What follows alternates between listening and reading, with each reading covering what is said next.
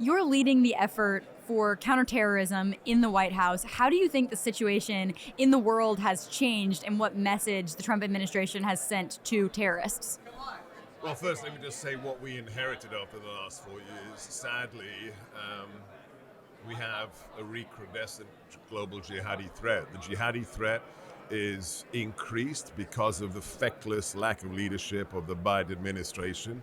Not only did we open our borders to any malefactor who wanted to come into our territory, we also had, billions of dollars that were given to nations like Iran that are state sponsors of terrorism. If you add to that the collapse of Afghanistan, the Taliban taking over that country, ISIS growing its forces in not just the Middle East, but in Africa as well.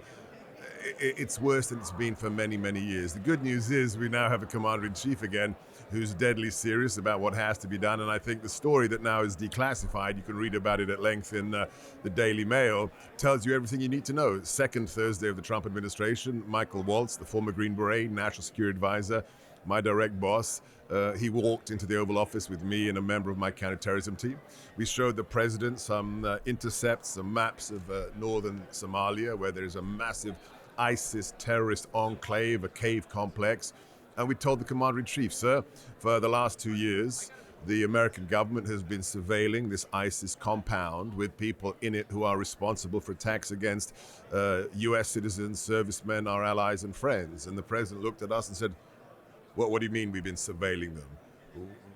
Why did we take any action? We told him because Joe Biden didn't want to do anything with these jihadis. He looked at us, looked up at us, said, kill them, got out his iconic Sharpie pen, ticked the go box in the paperwork. We informed the commands. Less than 30 hours later, I was back in the White House in the Situation Room underneath the West Wing with NSA Waltz, with my counterterrorism team, watching live as the bombs were being dropped, obliterating this ISIS compound. So that's what's changed. That's only the first in, half a dozen counterterrorism missions we've already done in the first 31 days of this administration. So the message is very clear.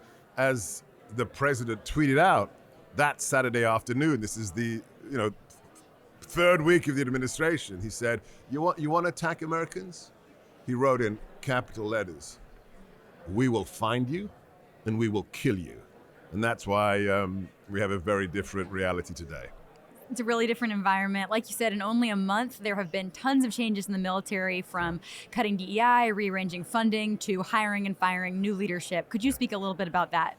Happy to. Pete Hegseth is a friend of mine. It's amazing to see him as Secretary of Defense. You want to know what he's going to do, what he's doing right now, you got to read his book, The War Against Warriors. I was at Fort Bragg visiting our special operators on Tuesday. It's hard to keep track of everything that's happened. And my escort, this naval officer, I asked him about, okay, so what about the name change? When are we going back to Fort Bragg, apart from this woke renaming of all our bases? And he said, oh, don't worry, sir. And he showed me the photograph.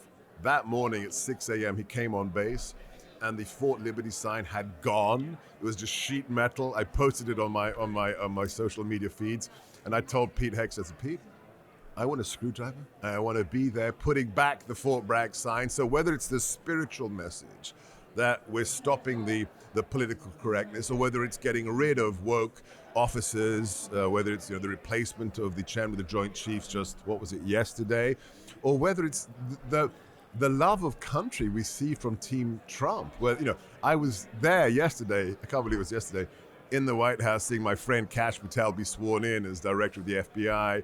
Why do we have the greatest recruitment figures in the U.S. military in the last 5 weeks? Because we have a government, we have an administration, starting with President Trump, through NSA Waltz, to Pete Hegseth, Pam Bondi, Kash Patel, Marco Rubio, John Radcliffe, Alina Habba on down, who are defined by one thing, what? Not skin color, not ideology, love of country.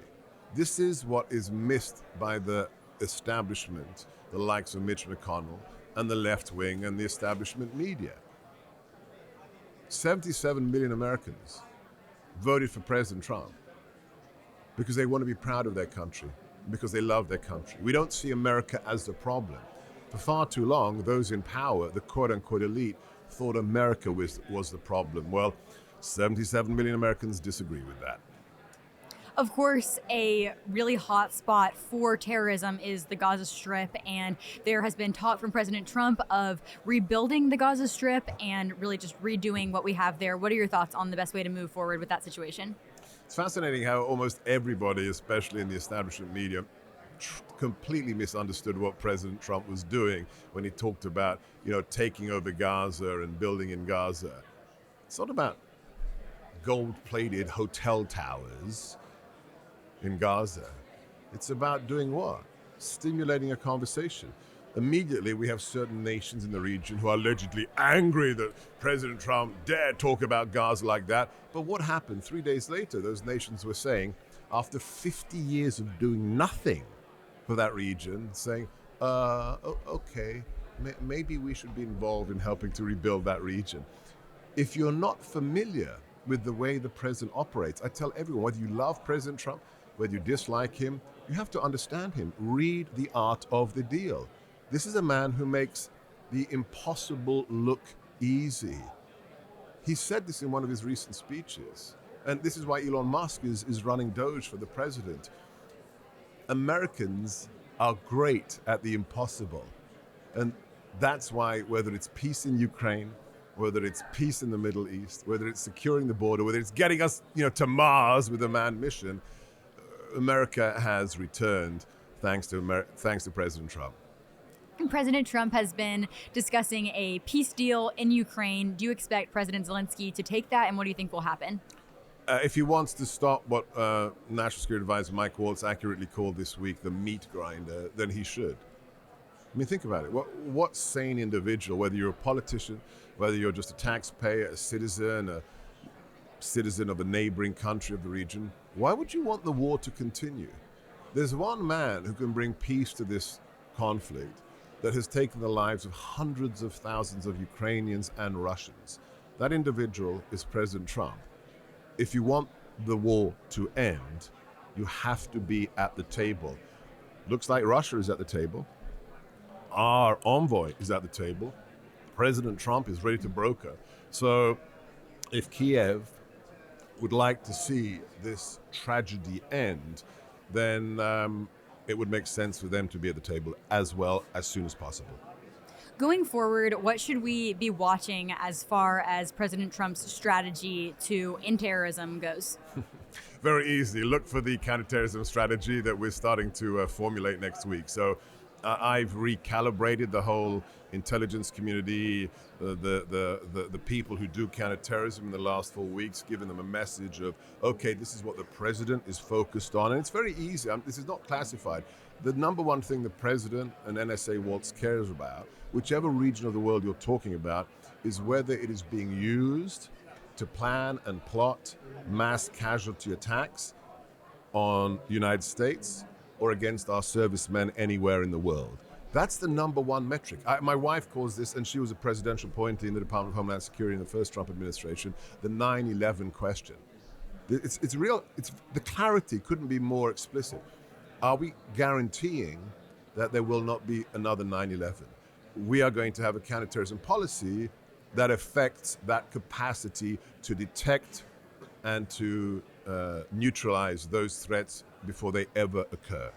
So thank you so much. Thank you. Really appreciate your time today. Absolutely. We love you guys. We love the Daily Signal, Heritage. God bless you. Thank you. I'll contact you. Please. For more information. Thank you so much. Thank you.